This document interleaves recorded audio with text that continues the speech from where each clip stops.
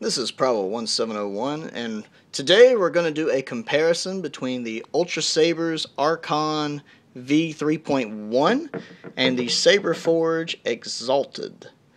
This is not a comparison between Ultrasabers and Saberforge in general, just these two hilts. To give my thoughts on each and which one that I prefer between the two. They're both awesome hilts. I'm glad to own both of them. I'm not selling either one. I'm keeping both. They're both thin neck sabers. The Archon V3.1 is kind of based around Luke's Return of the Jedi hilt, but minus the activation box, which is one thing I like about it. Saberforge offers a saber like that called the Prodigal Son, which has the activation box. I prefer it without it. The Exalted is kind of its own thing. It's a thin neck. It's a nice alternative for people who want a thin neck saber from Saberforge without the cumbersome activation box in the way. Let's see. They both have 32-inch blades. This is the Ultrasabers Ultra Edge on the Archon, and the Infinity version 4, I believe, on the Exalted. They're both fantastic blades. They're both suitable for dueling, and I believe they're about the same in thickness, which is the Ultrasabers has to have their heavy grade, and I believe all of the Saberforge sabers are similar in thickness to the heavy grade blade. Let's jump to the emitter. These are actually incredibly similar. I've never noticed until right now how similar they are right here. Although right here you see this is kind of plain, whereas on the Saberforge emitter you have these nice little round holes here. Gives it a little more detail. And then you can see the difference here on the thin necks, the black and the copper there. This looks kind of plain compared to this. I do think this looks better, a little more detailed, with the gold turning to the black here. You can see that little line in the middle right there, a little better. The black tends to blend in with the brown of the coffee table. Black right there. And then you come down, they both have this grenade section. Well, this one has more of a grenade section. This one's smooth. This one's a little more comfortable right here. That smoothness right here makes this one a little more comfortable, the Archon, whereas these sections right here can irritate your palm. It's not as bad now that I've gotten used to using it, but I used to get really irritated with that right there. And this one you can see the body right here, comfortable and smooth, whereas this one's a little more detailed and honestly even more comfortable. I really like that. I can't remember if that's from the Fury, maybe, but that is super comfortable right here. And then the pommel, it rolls all over the place. This pommel is again more detailed, and I really like that. This one does not have, that's really annoying. This one doesn't have a CoverTech wheel, which I like, because my Archon V2 had a CoverTech wheel right here, which was in the way. I had to take it off just to use it. Ultrasabers finally started offering a hilt with a D-ring, which is right here. I can hook this on a belt, and I really like the D-ring over the CoverTech wheel option. You can get two different kinds of pommel on this. You can get this in a black and silver or the all silver. Personally, I think it looks better in the all silver. And then here you have the CoverTech wheel installed on the back, which is nice and out of the way because your hands are never really down that far, and it's very detailed. You got these nice little, I think this is their CoverTech 2.0 they call it. Very detailed. And you'll notice on this one the activation switch. I will admit I like the fact this one doesn't roll as bad. This one's rolling all over the place. This one's got an AV switch here on the upper section, whereas in the activation switch on this one is on the lower section. And this one has a kill key. Now Ultrasabers offers a kill key, but it costs, I don't even remember how much extra, but for me it's never worth the money. So I just go with the batteries. This one I actually have to take batteries out of just by unscrewing the pommel. This one actually has a recharge port built in. They don't really give you the option. It's just part of the cost of the saber, which is cool. I like the way it looks. I like the sound it makes when you activate it, and I actually got one of the old style kill keys, which look better than the new ones in my opinion. Get to the batteries, You know, you just unscrew this, and there's a little pack there. It slides right out. I won't go into detail on that because I already have a review up for this that covers that. This one is in consular green, since it is supposed to be Luke's saber. You can hear the obsidian soundboard. It's really nice. Illuminated green switch. And even though it's a thin neck, it still shines really well. It's got the tri-crease setup in it, so it's got 3 LEDs powering it, which is good because the thin necks in both these cases, the LEDs are housed here, and this is since this is a thin neck, that's a less of an area for light to shine through, so the blades are going to be dimmer than they will be on a traditional saber. So getting that tri setup on this one, because they offer a regular setup and the tri setup, keeps the blade a consistent color of green, which is still pretty bright. And you can hear the obsidian soundboard there, which is a really good sound. Now this one, to activate, you just have to pull out the Viridian kill key right there, and that cuts the light on. This one is also an illuminated LED. It's amber. Press the button. Nice amber blade. They're both very bright. The Saberforge actually uses a quad Cree LED, so there's 4 LEDs powering it, which generates about 12 watts. Very powerful, very bright.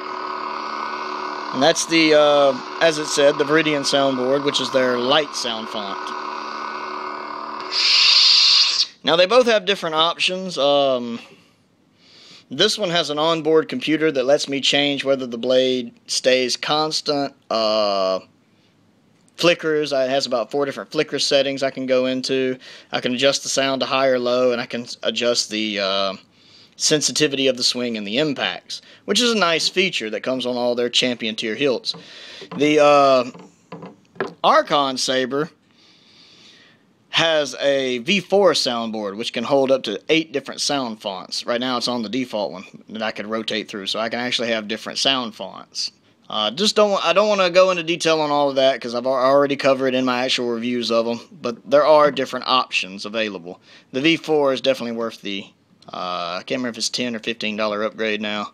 Might have moved up to 15, but it's definitely worth it to get all of the different sound fonts, up to 8 of them. It's in its default obsidian right now because that's my personal favorite. And there's that one. Get a look at the green here. Looks quite nice. There's the amber.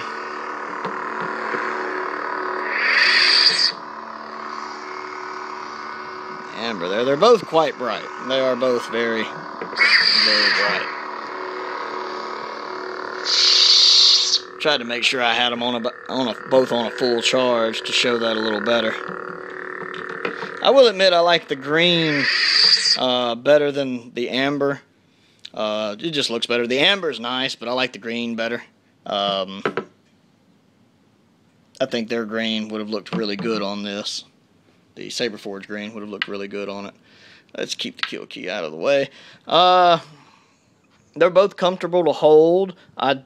I do have an easier time swinging this one, and I do think it's comfortable. Something about the type of metal they use is just more comfortable on the Saberforge saber. I like both. This one seems more like a prop. This one seems more like what a real lightsaber would feel like. I'm a big fan of both, but still. Let's see. I guess I can go ahead and hand this off real quick to my cameraman, and I can actually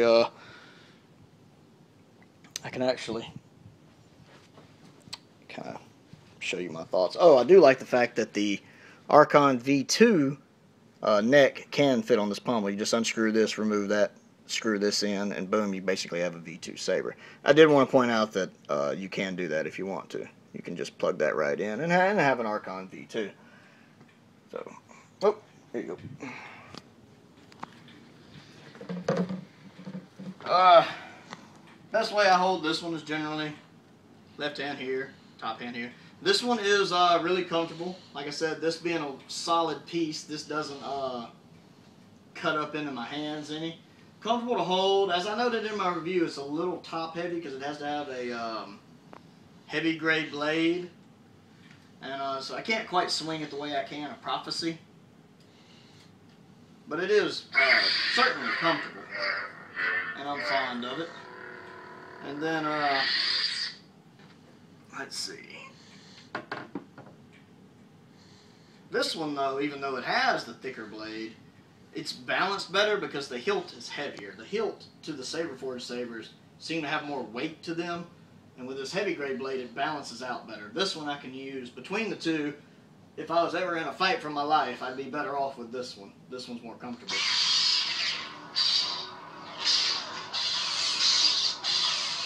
I like both of the soundboards. I do think the Obsidian sound on the Saberforge right here is a better soundboard, but I do think the Saberforge soundboards are really nice. I like their Crimson font, like I have on my Disciple, their dark side font, a little better than their Viridian. Let's go over here. I just have an easier time swinging this one. Fits in my hands pretty well. Like I said, this grenade section used to really give me some trouble cutting up my hands, getting sore with these little edges. It doesn't really bother me that much anymore, though. I guess I've just adjusted to it, so it doesn't really give me the trouble it used to.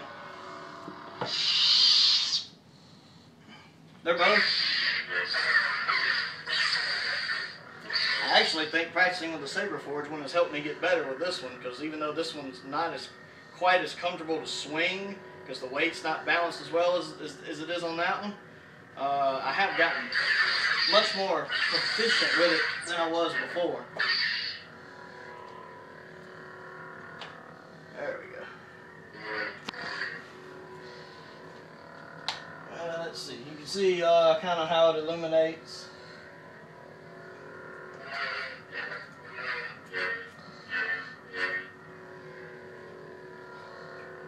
And then kind of how this one illuminates. It's hard for me to say which one's brighter. They're both pretty bright. They seem honestly about the same to me.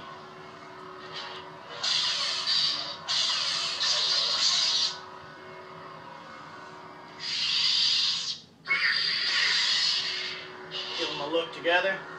The Ultrasabers sabers, it has a round tip. You can pick whether you get a round or a pointed tip with Ultrasabers. The Saberforge just comes with a pointed tip automatically. But they're pointed tip, whereas in the Ultrasabers ones are usually dull. This one's not. I think Ultrasabers is doing something new with their tips, maybe. This one actually does shine through, unlike most of theirs. And the Saberforge ones pretty much always shine through. They're equally bright.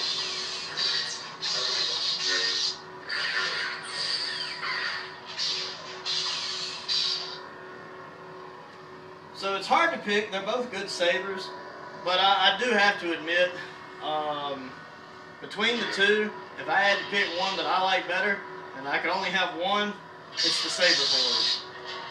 The Saberforge saber is just, it's more comfortable. It really is. The Saberforge saber it's more comfortable to hold. The metal feels more solid. I can't really describe it. You'd have to have both of them in your hands to see what I mean. But it's just something about the way the metal is made. It's more comfortable to use. It's more comfortable to hold. It's more detailed. The price difference, of course, is there. This one, since it doesn't have all the options this one does, cost less than this one. I'd have to actually figure up the prices. But that one's cheaper, but probably not much. We're talking maybe $100, maybe. But if I had to pick a victor just for the setups I have on them, I'll give it to the Saberforge saber. So, in my opinion, between the Archon V3.1 and the Saberforge Exhalted, I do like my Exhalted better. I think they're both fantastic sabers. I'm glad to own both of them. If you're a Luke Skywalker fan, here's the way to go. You want something a little more original that you can customize yourself? I think the Exhalted is the way to go. I hope this review has been helpful. If you have any questions, just let me know down in the comments and I'll be glad to respond. This is Prowl 1701 and thank you for watching.